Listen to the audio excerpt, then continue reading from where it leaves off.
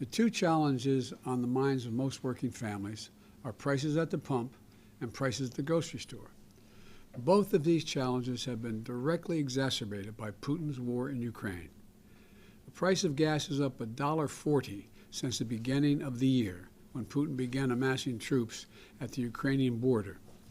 This is a Putin price hike. Putin's war has raised the price of food because Ukraine and Russia are two of the world's major breadbaskets for wheat and corn, the basic product for so many foods around the world. Ukraine has 20 million tons of grain in storage right now, and it's been in storage since the last harvest. Normally, that would have already been exported into the world market. But because of Putin's invasion and blockade of the port on which they could take that grain out for the rest of the world, it's not. It's not. And look, I understand that families who are struggling probably don't care why the prices are up. They just want them to go down. Joe, what are you going to do to bring them down? But it's important that we understand the root of the problem so we can take steps to solve it.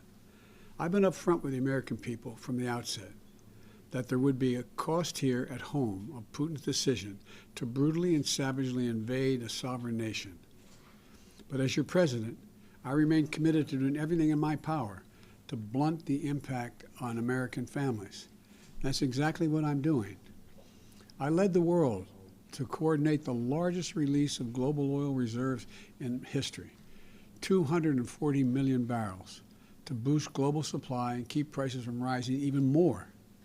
I directed the sale of gasoline using homegrown biofuels this summer, and I'm working closely with our European partners to get more of the grain locked in Ukraine right now out into the world market, which could help bring down prices. There's ways to do that over land, which we could talk about at another time. But actions have already helped to blunt that what would have been an even larger Putin price hike. As I said, I'm going to continue to use every tool available to me to further blunt those price hikes as we move forward.